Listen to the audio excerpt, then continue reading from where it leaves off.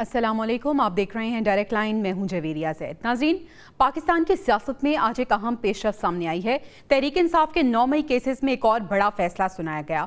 Party की क़यादत और कारकुनों को सजाएं सुनाए जाने के बाद सूरत हाल मजीद अब पेचीदा हो गई है। तहरीक इंसाफ मुश्किलात और हालात की दलदल में ऐसी फंसी कि इससे निकलने के बजाय मजीद इसमें धंसती चली जा रही है। पार्टी पर 9 मई जलाओ घेराव वाक़यात का ऐसा टैग लगा है जिसे ख़त्म करते करते शायद दहाइयाँ बीत जाएं। आज फैसलाबाद की एटीसी ने राना सनाउल्लाह के डेरे पर हमले केस का फैसला सुनाया, जिसमें उमर अयूब, शिबली फराज, जरताज गुल समेत पीटीआई के 59 रहनुमाओं और कारकुनों को 10-10 साल कैद की सजा सुनाई गई, जबकि साबिक वफाकी वजीर फवाद चौधरी और शाह महमूद कुरैशी के साहबजादे जैन कुरैशी को बरी कर दिया गया। इसके अलावा 16 मुलजिमान को 3-3 साल कैद की सजा सुनाई गई। इससे चंद रोज पहले भी लाहौर, फैसलाबाद और सरगोदा की एटीसी तहरीक इंसाफ के मुख्तलिफ सीनियर रहनुमाओं और कारकुनों को 9 मई केसेस में सजाएं सुना चुकी है। बानी के जेल में होने के बाइस पार्टी की कोई वाज़े डायरेक्शन दिखाई नहीं दे रही। पार्टी के पास हुकूमत के साथ मुज़ाकरात या केसेस में अदालतों का सामना करने के सिवा कोई तीसरा ऑप्शन भी नजर नहीं आ रहा।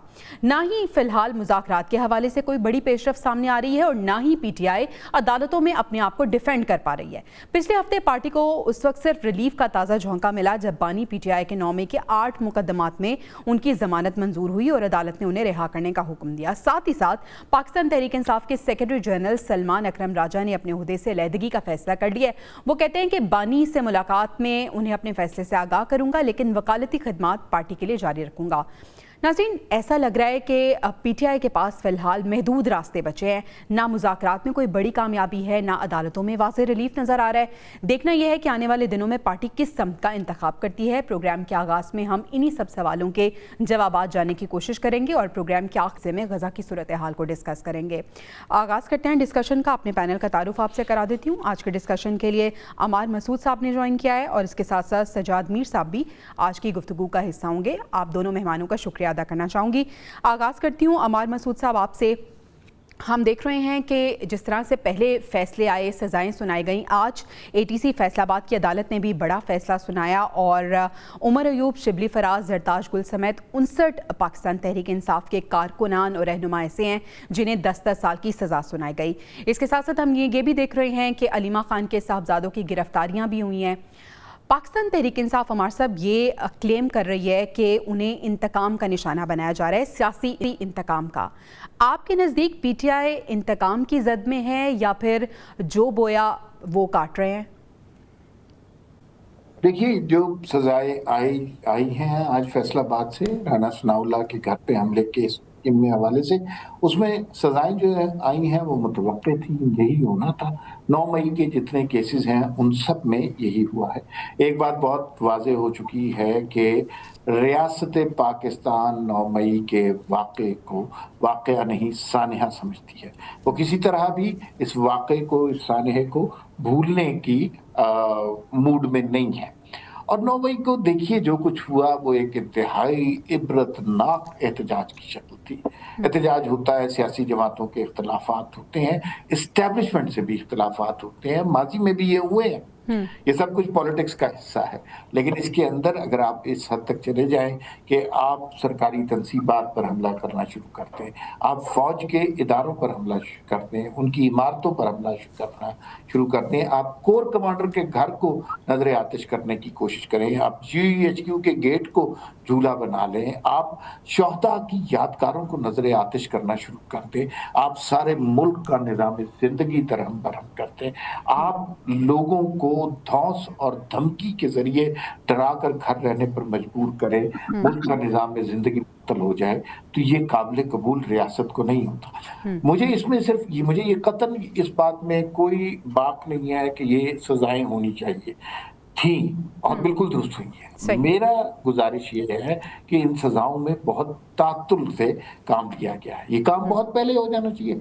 अमेरिका में आपने देखा कैपिटल हिल में जिन लोगों ने हंगामा आराई की, कितनी जल्दी उनके फैसले हुए, उनको 3-3 साल, 10-10 साल, 20-20 साल कैद सुना दी गई, इसलिए कि वो उनके आप हमला नहीं कर सकते, आप सरकारी तनसीबात की तोड़-फोड़ नहीं कर सकते। बरतानिया में हमने देखा, बरतानिया में जब फसादात हुए तो अगर सोशल मीडिया पे किसी ने किसी ट्वीट को लाइक भी किया हुआ था, उस शख्स को भी 3 साल की सजा हुई है। तो ये सही। सारी दुनिया का नाम है। हमारा मसला ये है कि हमने इस पे बहुत देर कर दी। ठीक है सज्जाद मीर साहब, आप अग्री करेंगे कि ये जो फैसले उसके बाद सजाएं सुनाई गई ये जस्टिफाइड हैं, और जिस तरह से अमार साहब ने कहा कि इनमें ताख़ीर की गई, सर ताख़ीर की क्या वजह हो सकती है? असल बात जो इस मसले में है वो यही ताक़ीर की है कि 9 मई का जब वाक़या हुआ था तो रियासत को फौरी तौर पर इक़दाम करना चाहिए था और जो फैसला भी करना था वो कर देना चाहिए था। अब इतने वक्फे के बाद जब ये फैसले आ रहे हैं तो इस टाइमिंग पर इतराज़ हो रहा है। इस वक्त खास तौर पर फैसलों की क्या जरूरत है, और खास तौर पर आप उन लीडरों को टारगेट कर रहे हैं जो लीडर के इस वक्त तहरीक के लिए अहम है और असेंबलियों में भी किरदार अदा कर रहे हैं। इससे ये पता चलता है कि स्टेट ने ये फैसला कर दिया है कि वो लोग जिन पर हम जरा नरम हाथ रखे हुए हैं और 9 मई के मामले में हम कोई नरमी करने को तैयार नहीं है, वो लोग अब हम पूरे अरीना से बाहर निकालते हैं, सियासी अरीना से। ये एक ऐसा फैसला है जो बहुत सख्त फैसला है, और मेरा ख्याल में जो आज उसका सलमान राजा का जो इस्तीफा है उसको इसी बैकग्राउंड में देखना चाहिए।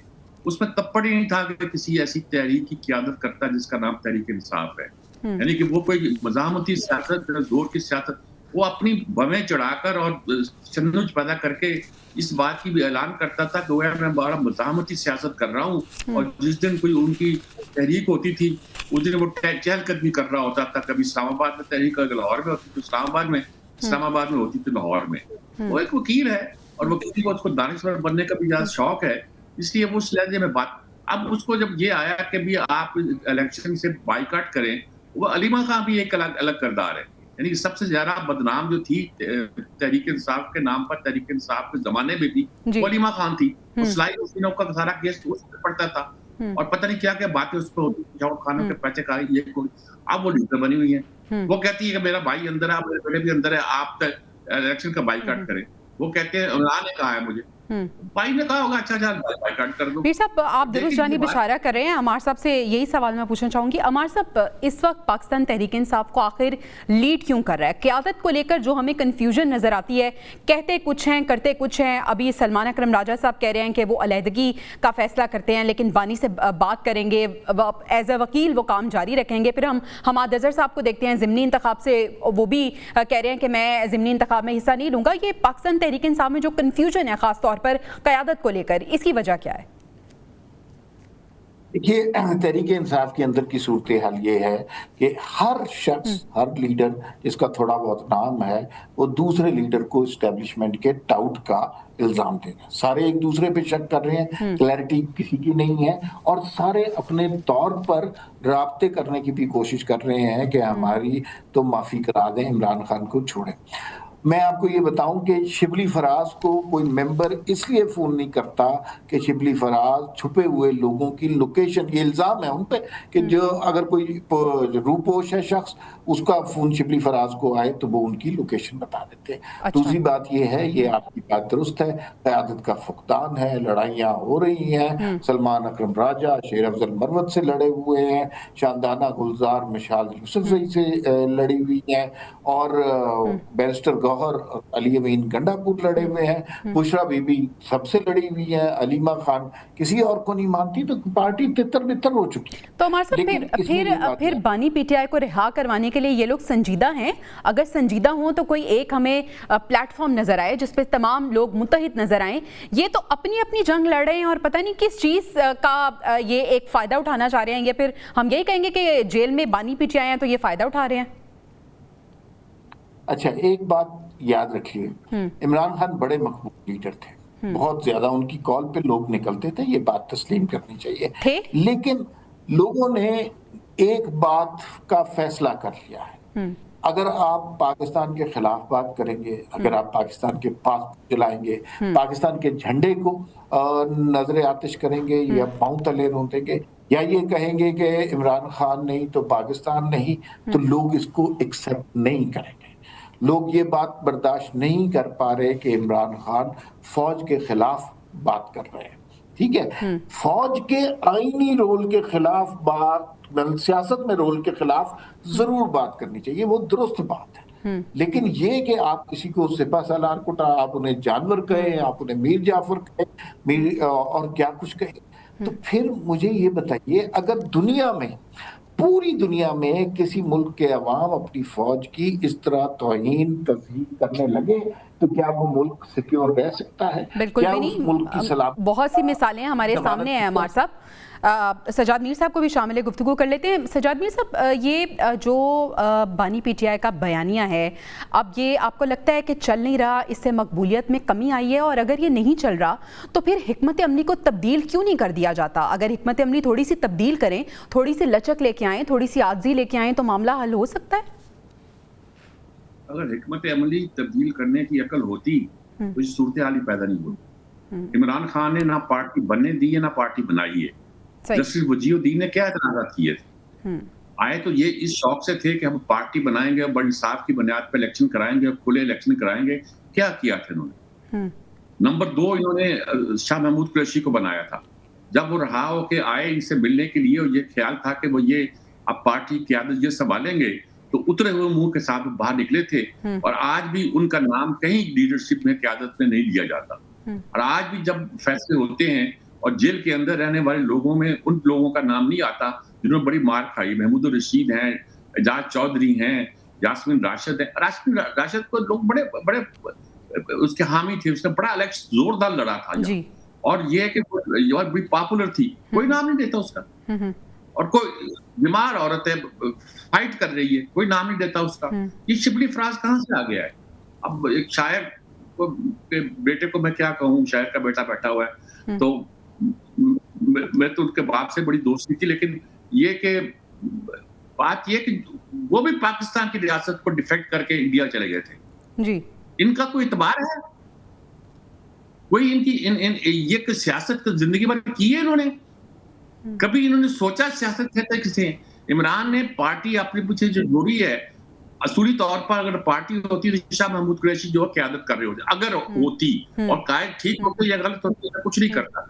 یہ حیرانی یہ تھی. لیکن آپ نے اپنے لیڈر چن لیے، بیرسٹر گوہر لے آئے، آپ جو بھی آپ لے آئے، ایوب خان کے پوتے کو لے آئے، جس کو بھی لے آئے، شبلی فراز کو لے آئے. آپ نے قریشی صاحب کا ذکر کیا. پچھلے دنوں یہ ریومرز تھیں جب انہیں بریت مل رہی تھی مختلف کیسز سے کہ اگر وہ باہر آتے ہیں تو وہ پارٹی کو لیڈ بھی کر سکتے ہیں، لیکن ان کو لے کر بھی خاصے سوالات اٹھے. پارٹی کے اندر ہی کنفیوژن سٹارٹ ہو گئی اور کچھ انسیکیورٹیز بھی ہیں ان سے. وہ عمران کی اپنی پیدا کی ہوئی ہے. اچھا، پارٹی کے اندر کیا پیدا ہوتی ہے؟ عمران جب وہ آئے تھے، شاہ محمود قریشی جان کرنے آئے تھے، میں اس آدمی سے اچھی طرح واقف ہوں جو ان سے مذاکرات کرنے گیا تھا، اور اس کے منہ پہ میں نے آن ایئر یہ بات گلوائی تھی کہ عمران نے ان کی ہدایت کی تھی کہ نمبر 2 پوزیشن نہ دینا. لیکن ایک طویل مذاکرات کے بعد واپس آئے کہ جی نمبر 2 پوزیشن ہمیں دینا پڑے گی. تو عمران نے ایک طرح کا بہت برا مانا تھا، وہ اس کو تیار ہی نمبر 2 پوزیشن دینے کے لیے. انہوں جوید ہاشمی ان کو ایکسیپٹ نہیں ہوا تھا. عمران کہتے ہیں میرے علاوہ کسی کو مانو نہیں. جب عمران کے خلاف کسی کے علاوہ کسی کو ماننا نہیں ہے تو پارٹی کیسے بنے گی؟ پارٹی کیسے چلے گی؟ اب روز ایک نیا لیڈر لے جاتے ہیں. سلمان اکرم راجہ کو لے آئے، کبھی کسی کو لے آئے، کبھی کسی کو لے آئے، کبھی کہا جریمہ کرے گا، کبھی کیا. اس طرح تو دیکھیے پارٹیاں نہیں چلتی. بالکل پارٹیاں بنی ہوتی ہیں گراؤنڈ انرچ ہوتی ہے، بالکل یہ اس طرح نہیں بنتی. آپ ٹھیک کریں عمار صاحب، یہ جو اتنی سیلف آبسیشن ہے بانی پی ٹی آئی میں، آپ کو لگتا ہے کہ دوسری جماعتوں کی اگر ہم بات کریں تو ان کے لیڈرز کے اندر بھی یہ آبسیشن موجود ہے؟ یہ ایک نشہ ہے، یہ کرسی کا نشہ ہے.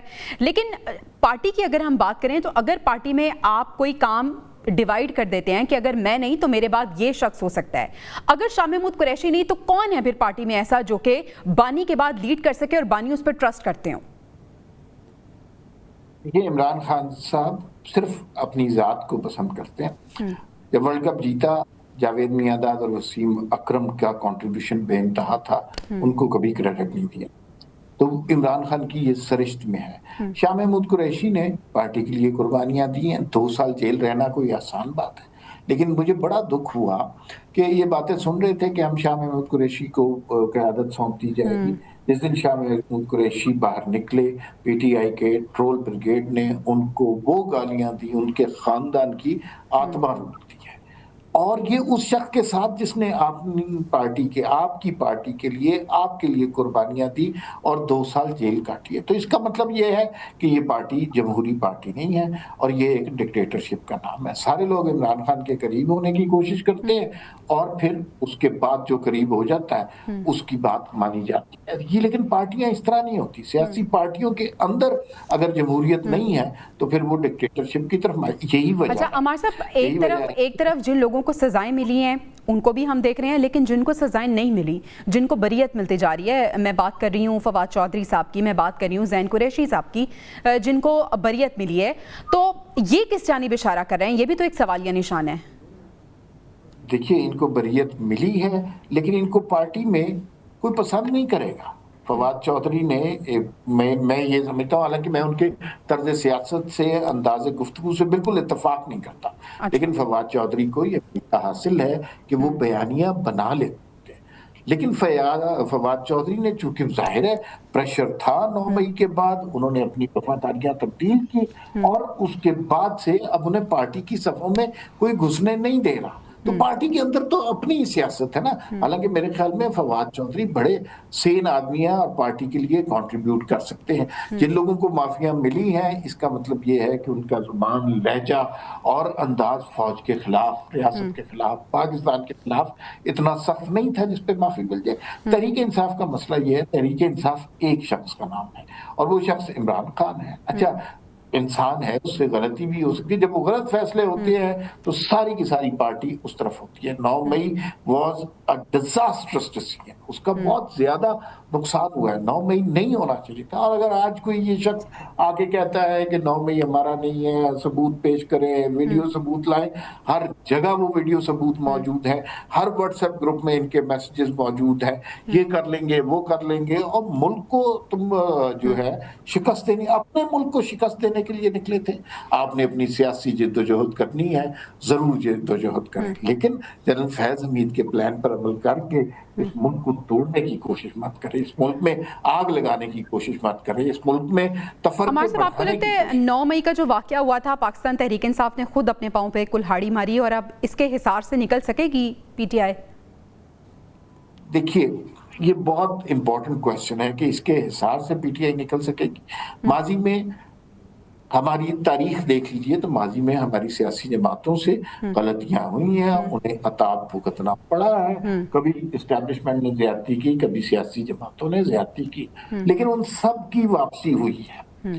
عمران خان کی صورت میں یہ معافی ذرا مشکل لگتی ہے. مطلب نواز شریف کے بارے میں کہا گیا کہ ان کی سیاست ختم ہو گئی، بے نظیر کے بارے میں کہا گیا ان کی سیاست ختم ہو گئی، لیکن ان کی سیاست نہیں ختم ہوئی، اس لیے کہ انہوں نے ریاست پاکستان کی ریڈ لائن کراس نہیں کی. نواز شریف نے جب لندن سے گجرانوالہ میں جلسہ کیا تھا تو باجوہ صاحب کو مخاطب کر کے کہا تھا کہ یہ آپ کی پروڈکٹ ہے، انہیں سنبھالیں. صحیح. نواز شریف نے فوج کے خلاف نعرہ نہیں لگایا تھا، نواز شریف نے پاکستان کے خلاف بات نہیں کی تھی، نواز شریف نے ریاست پر حملہ کرنے کے اپنے کارکنوں کو نہیں کہا تھا، صرف اتنا کہا تھا کہ یہ ہمارے ساتھ زیادتی ہوئی ہے اور اس کا مداوع ہونا چاہیے. عمران خان چونکہ سیاست میں نووارد تھے اور وہ چند لوگوں کی سازش کے تحت 2018 میں وزیر اعظم بن گئے تھے، تو انہیں تو کوئی پرواہ نہیں تھی، نہ انہیں یہ سلیقہ آتا تھا. اور پھر انہوں نے جس طرح ریاست کو ٹکر ماری ہے، جس طرح دیوار کو ٹکر ماری ہے، تو اس کا نتیجہ تو یہی ہونا تھا. ٹھیک ہے، یہی سوال میں سجاد میر صاحب کے سامنے رکھنا چاہوں گی. میر صاحب، پاکستان تحریک انصاف کے پاس، بانی پی ٹی آئی کے پاس آپشن کیا ہے؟ اس حصار سے کس طرح سے اب نکلنا ہے باہر؟ کچھ پلان کیا ہوا ہے انہوں نے؟ نہیں جی، پلان تو انہوں نے کچھ نہیں کیا. ان کے پاس سوائے اپنی انا کے اور کچھ نہیں ہے. اور اپنی انا کے بعد قابو پا لیں تو شاید کوئی رستہ نکل آئے. شاید بار بار میں شاید کہوں گا، کیونکہ اتنی غلطیاں کر چکے ہیں اور انا کا ان کا مچان اتنا اونچا بنا رکھا ہے انہوں نے کہ ان کے خیال میں یہاں ان تک کوئی نہیں پہنچ سکتا. انہیں یہ بھی خیال ہے جب وہ باہر آئیں گے وہ کچھ بھی غلطیاں کرتے رہے، کچھ بھی حماقتیں کرتے رہے. انہیں اپنے کلٹ کا مسئلہ یہی ہوتا نا، اتنا اصرار ہے کہ میں باہر آؤں گا تو پوری قوم میرے ساتھ نکل آئے گی اور میں ایک بار پھر کسی سیاسی جماعت کے خلاف نہیں، فوج کی ایسی ترقی کرتا ہوا اقتدار میں آ جاؤں گا. ایسا ہوا نہیں کرتا، تیسری دنیا میں تو ناممکن ہے، اور ایسا مجھ سے مہذب دنیا میں بھی نہیں ہوا کرتا.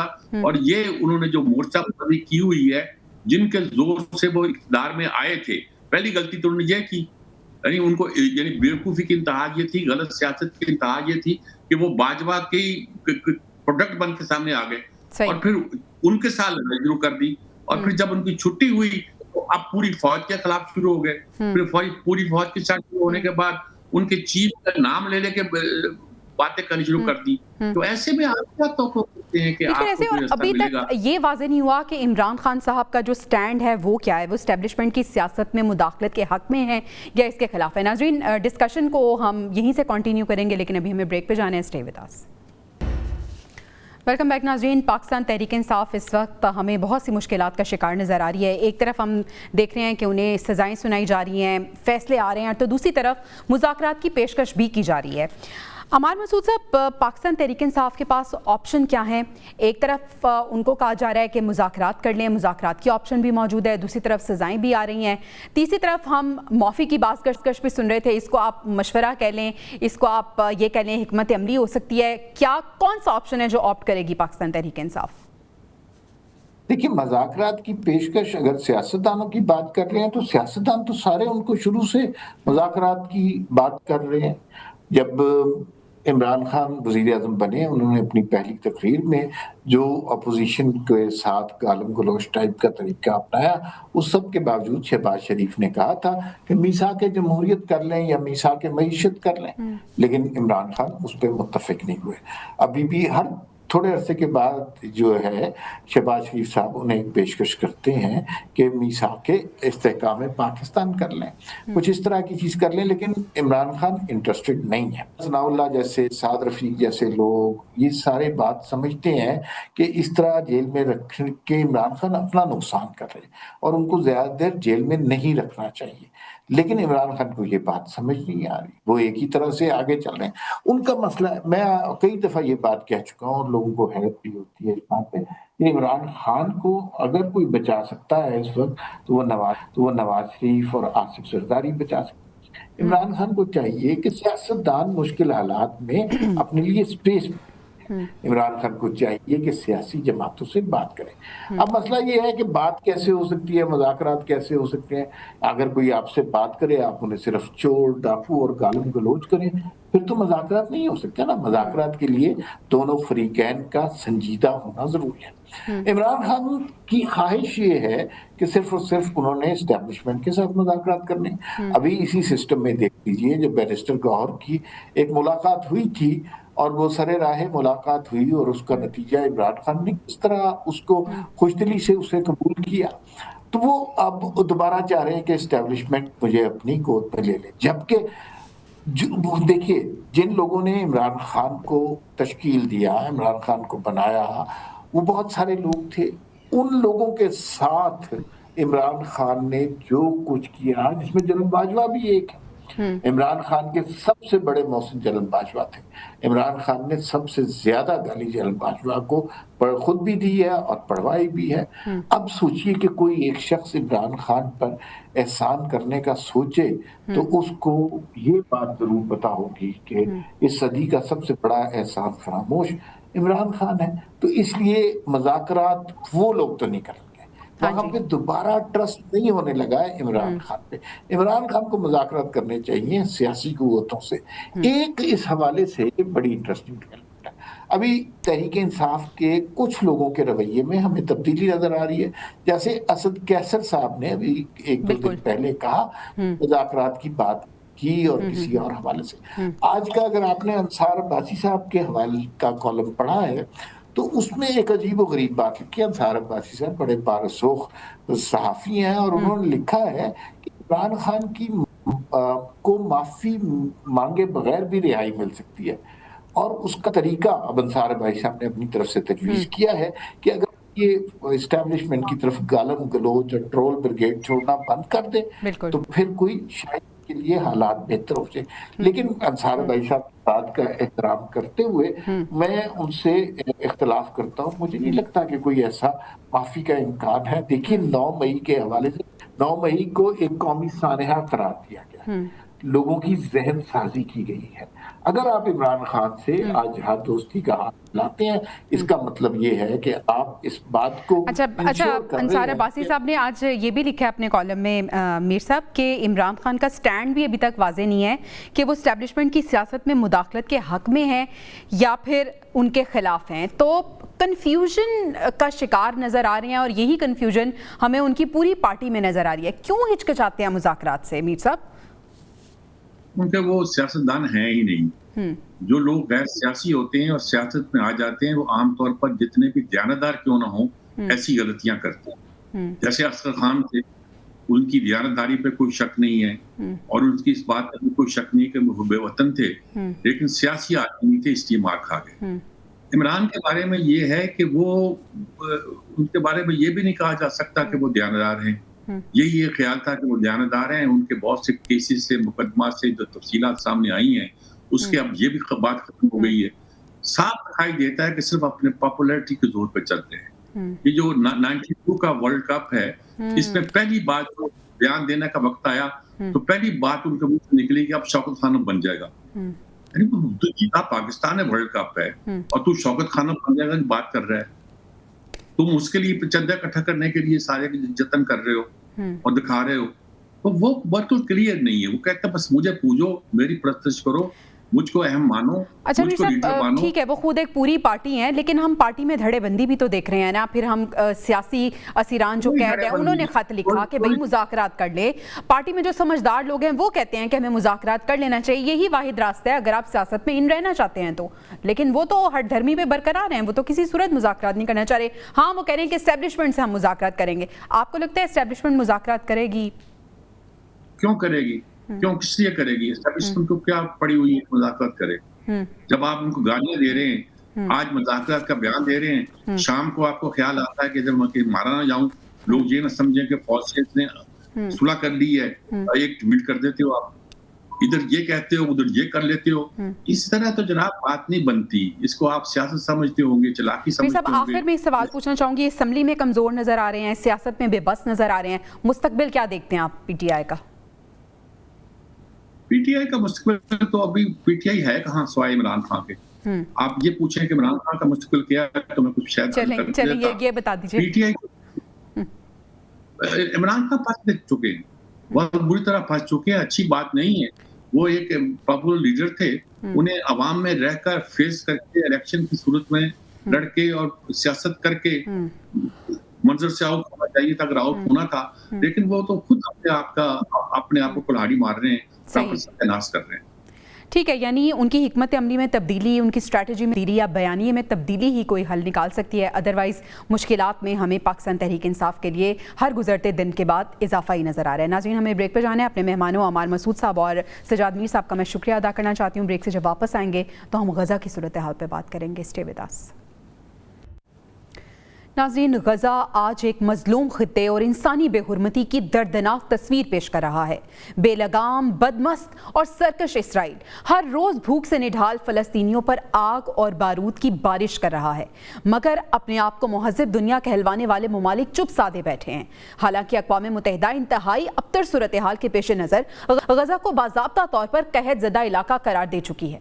गज़ा पर कब्जे का सेहूनी मनसूबा और फ़लस्तीन के संगीन हालात के पेश नज़र इस्लामी ताउन की तंजीम के वज़ीर ख़ारजा काउंसिल का गैर मामूली इजलास आज जद्दा सऊदी अरब में हो रहा है। पाकिस्तान की नुमाइंदगी वज़ीर ख़ारजा इसहाक डार कर रहे हैं।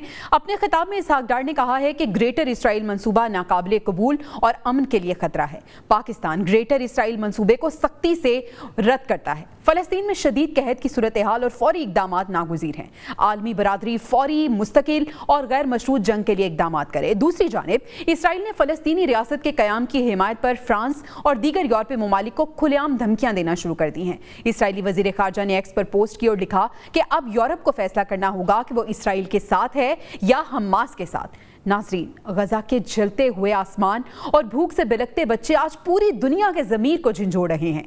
सवाल ये है कि क्या आलमी ताकतें इसराइल को लगाम डाल सकेंगी या सिर्फ मजम्मती बयानात तक ही महदूद रहेंगी।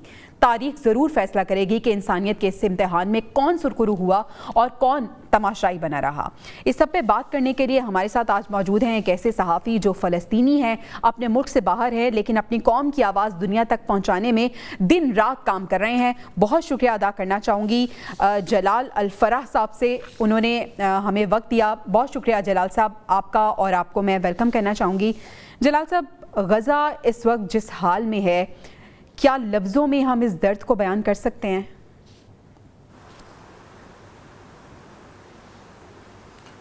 बहुत शुक्रिया मोहतरमा, बड़ा अच्छा सवाल किया आपने।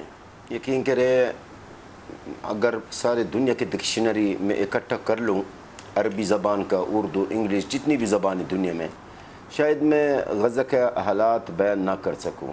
जो बयान में 2 साल से लगातार 2 साल होने वाले, जो मैं लगातार आपके इस मुअज़्ज़ज़ चैनल में और पाकिस्तान की जितने भी न्यूज़ चैनल्स में, आप यकीन करें, बयान करने से अब मैं बिल्कुल मैं क्या बताऊँ आपको, खैर कासर या आजिज़ नहीं कहूँगा, लेकिन मायूस हो चुका हूँ। उम्मत मुस्लिमा, जिस उम्मत मुस्लिमा की आपने अभी शुरू में बात की कि जिनका इजलास जद्दा में हो रहा है, इसके बारे में मैं कमेंट करना चाहूँगा। वो यही है, होगा कुछ भी नहीं है इस इजलास का नतीजा अभी से आप मुझसे ले लें, क्योंकि बदकिस्मती से जब भी मैं कोई पेशगोई करता हूँ तो दुरुस्त साबित हो जाता है। अभी से मैं आपको इस इजलास का रिज़ल्ट बताता हूँ, इसका नतीजा बताता हूँ।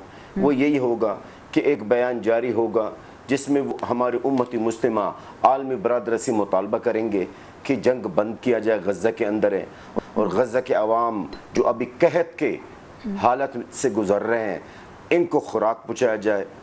आप ज़रा सोचिए, जब उम्मत मुस्लिमा 57 मुस्लिम मुल्क वो आलमी बरादरी से मुतालबा कर रहे हैं, आलमी बरादरी से मुतालबा कर रहे हैं, तो आप खुद क्यों नहीं कर रहे हैं? बिल्कुल ऐसा, यानी आप जालिम से मुतालबा कर रहे हैं, आप गज़ा के अवाम को, यानी मुझे ये बात समझ नहीं आता, जब भी हमारे OIC के या हमारे मुसलमान ममालिक के इजलास होते हैं, आखिर में यही निकलता है कि जी मुतालबा आप किससे कर रहे हैं जनाब? जलाल साहब, आप इतने मायूस नजर आ रहे हैं, तो जो गजा के हमारे मुसलमान बहन भाई हैं, खास तौर पे वहाँ के जो मासूम बच्चे हैं, वो मुस्लिम ममालिक से क्या शिकवा करते नजर आते हैं?